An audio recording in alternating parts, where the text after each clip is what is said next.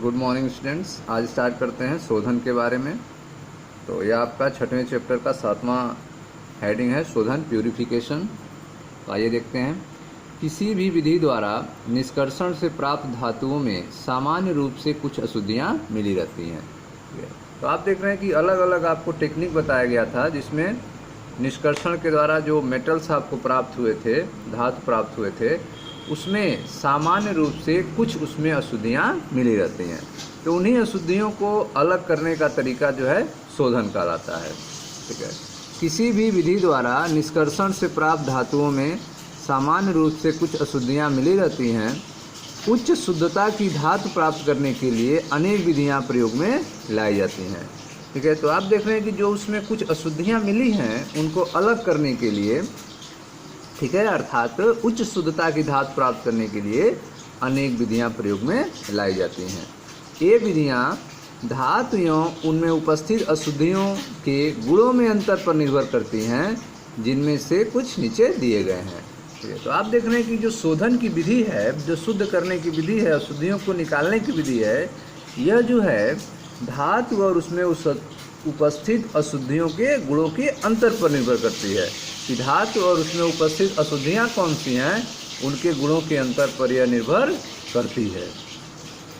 ठीक है। जैसे इसमें देखें, कुछ पहला है आपका आसवन, फिर है आपका, ठीक है, द्रव गलन परिष्करण, वैद्युत अपघटन, मंडल परिष्करण, वाष्प प्रावस्था परिष्करण, वर्णलेखी क्रोमैटोग्राफी विधि। ठीक है। तो यह जो है कुछ विधियां हैं, जिसमें आपको अलग अलग एक एक समझाया जाएगा। तो आइए यहाँ पे संक्षेप में समझते हैं। पहला विधि जो है आपका आसवन। तो आसवन में क्या होता है? ठीक है। तो यह आसवन विधि जो है कम गलनांक वाली धातुओं, ठीक है, के लिए बहुत उपयोगी है। जो आसवन विधि है वह कम गलनांक वाली धातुओं के लिए बहुत उपयोगी है, जैसे जिंक और पारद। ठीक है। इसमें जो है अशुद्ध धातु को वाष्पीकृत करके शुद्ध धातु, जो अशुद्ध धातु होता है उसको क्या करते हैं, इसमें वाष्पीकृत करते हैं। ठीक है। अशुद्ध धातुओं को वाष्पीकृत करके शुद्ध धातु को आशुद्ध के रूप में प्राप्त कर लिया जाता है। ठीक है। तो आप देख रहे हैं कि आसवन विधि का उपयोग जो है कम क्वथनांक वाली धातुओं के लिए किया जाता है, जैसे जिंक और पारद। ठीक, यह उनके लिए बहुत ही उपयोगी है। इसमें क्या करते हैं, इसमें अशुद्ध धातु को वाष्पीकृत किया जाता है। अशुद्ध धातु को वाष्पीकृत करके शुद्ध धातु को अशुद्ध के रूप में प्राप्त कर लिया जाता है। ठीक है। तो यह शोधन का पहला तरीका है आसवन। अब आपका दूसरा तरीका है द्रव गालन परिष्करण। आइए इसको देखते हैं, द्रव गालन परिष्करण के बारे में। इस विधि में कम गलनांक वाली धातु जैसे टिन को पिघलाकर ढालू सतह पर बहने दिया जाता है, जिससे अधिक गलनांक वाली अशुद्धियाँ अलग हो जाती हैं। ठीक है। तो द्रव गालन परिष्करण में आप देख रहे हैं कि इस विधि में जो है कम गलनांक वाली धातु का यूज करते हैं, जैसे टिन।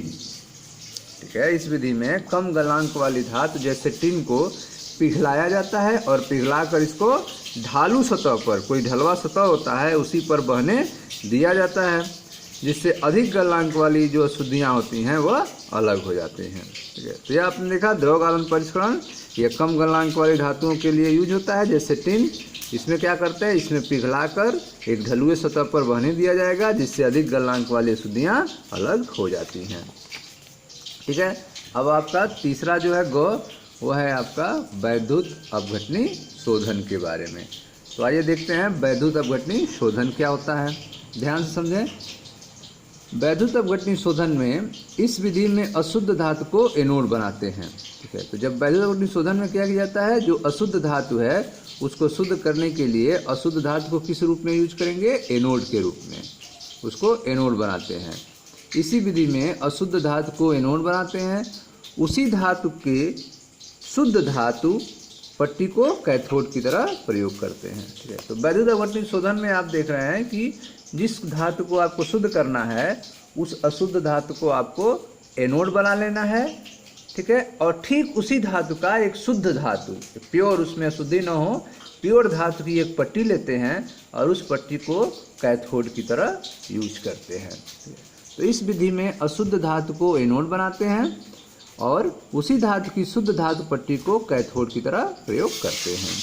इन्हें एक उपयुक्त वैद्युत अपघटनी विश्लेषित में रखते हैं। ठीक है, तो आप देख रहे हैं कि कैथोड एनोड को कहाँ रखते हैं, एक वैद्युत अपघटनी विश्लेषित में रखते हैं जिसमें उसी धातु का लवण घुला रहता है। ठीक है, तो आप देख रहे हैं कि कैथोड और एनोड को अशुद्ध धातु का लेते हैं और कैथोड को शुद्ध धातु की पट्टी के रूप में लेते हैं और इन दोनों को एक वैद्युत अपघटनी विश्लेषित में रखते हैं और इसके अंदर जो है उसी धातु का लवण घुला रहता है। वैद्युत अपघटनी विश्लेषित के अंदर क्या होता है, उसी धातु का लवण घुला रहता है।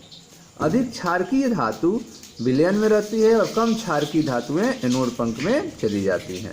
जो अधिक क्षारकीय धातु रहती हैं वह विलयन में ही रह जाती हैं और जो कम क्षारकीय धातु होती हैं वह एनोड पंख में चली जाती हैं।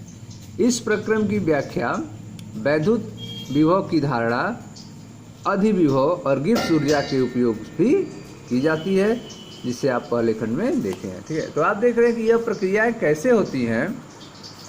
तो इसकी व्याख्या जो है हम वैद्युत विभव की धारणा के आधार पे अधिविभव और गिब्स ऊर्जा के द्वारा करते हैं। ठीक है, इसमें कौन सी अभिक्रिया होंगी, ध्यान दीजिए। जैसे एनोड आप किसका बनाते हैं, अशुद्ध धातु का बनाते हैं। अशुद्ध धातु का आपका एनोड होगा, मेटल होगा और उस एनोड पे क्या होगा, ऑक्सीकरण होगा, धातु आयन के रूप में अलग हो जाएगा और इलेक्ट्रॉन अलग हो जाएगा। ठीक, कैथोड पे क्या होगा, जो धातु आयन, जो अशुद्ध धातु से धातु आयन अलग होता है, वह कैथोड पर वह धातु आयन जो है इलेक्ट्रॉन को एक्सेप्ट करेगा और धातु में चेंज हो जाएगा। ठीक है, तो एनोड पे आप देख रहे हैं कि ऑक्सीकरण की क्रिया होती है जबकि कैथोड पर अपचयन की क्रिया होती है। ठीक है, जैसे देखते हैं एक तांबे का शोधन। तो तांबे का शोधन जो है वैद्युत अपघटन विधि द्वारा किया जाता है। तांबे का शोधन वैद्युत अपघटनी विधि के द्वारा किया जाता है। इसमें अशुद्ध कापर, ठीक है, अशुद्ध कापर का क्या लेंगे, एनोड के रूप में यूज करेंगे। अशुद्ध कापर एनोड के रूप में और शुद्ध कापर, ठीक है, पट्टी को कैथोड के रूप में लेते हैं। ठीक है, और कापर सल्फेट का अम्लीय विलयन वैद्युत अपघटनी होता है। तो आप देख रहे हैं कि इसमें जो वैद्युत अपघटनी विश्लेषित होता है उसमें जो लवण घुला रहता है वो क्या होता है, कापर सल्फेट का अम्लीय विलयन होता है जो वैद्युत अपघटनी होता है। ठीक है, वैद्युत अपघटन के वास्तविक परिणाम स्वरूप शुद्ध कापर एनोड से कैथोड की तरफ ट्रांसफर हो जाता है। तो जब वैद्युत अपघटन होना शुरू होगा तो इसके कारण जो शुद्ध कापर होगा वह एनोड से किधर जाने लगेगा, कैथोड पर जाने लगेगा। आपका जो अशुद्ध कापर था वह एनोड आपने बनाया था, वह अशुद्ध कापर में कापर का ऑक्सीकरण हो जाएगा और कापर आयन के रूप में कापर अलग हो जाएगा और यह कापर आयन जो है वह कैथोड पर जाएगा और इलेक्ट्रॉन को ग्रहण करके कापर में चेंज हो जाएगा।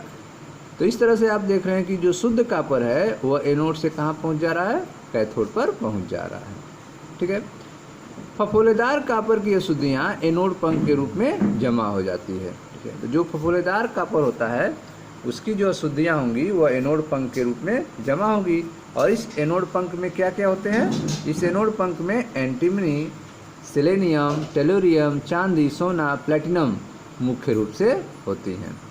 ठीक है, तो आप देख रहे हैं कि जो फफोलेदार कापर है उसकी अशुद्धियाँ जो है वो एनोड पंख के रूप में जमा हो जाती है और इस एनोड पंख में एंटीमनी होता है, सेलेनियम, टेलोरियम, चांदी, सोना, प्लेटिनम यह मुख्य होती हैं। ठीक है, अर्थात इन तत्वों की पुनः प्राप्ति से शोधन की लागत की क्षतिपूर्ति हो सकती है। ठीक है, तो आप देख रहे हैं कि शोधन करने के लिए जितनी क्षति होगी, जितनी पैसा खर्च होगा, उस पैसे को हम इन धातुओं को बेचकर प्राप्त कर सकते हैं।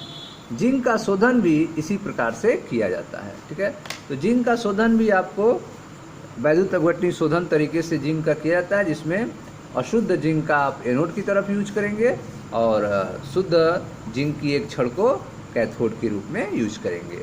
ठीक है, तो जिंक के एनोड पर उसका जिंक का ऑक्सीकरण होगा जिससे जिंक जो है अशुद्ध जिंक में से जिंक जो है जिंक आयन के रूप में अलग होगा और वह जिंक आयन कैथोड पर पहुंचेगा और जहां से इलेक्ट्रॉन को एक्सेप्ट करके वह जिंक में परिवर्तित हो जाएगा। ठीक है स्टूडेंट्स, इस तरह से आपने देखा वैद्युत अपघटनी शोधन के बारे में। ठीक है, अब है आपका चौथा जो है वह मंडल परिष्करण है। ठीक है, तो आइए देखते हैं मंडल परिष्करण के बारे में। तो ध्यान से आप समझें मंडल परिष्करण क्या होता है। ठीक है, इसको हम नेक्स्ट वीडियो में बताएंगे। ठीक है, अब तक तो ठीक है, तब तक जितना हम पढ़ाएं उसको रिवाइज कीजिए। मिलते हैं नेक्स्ट वीडियो में। Thank you.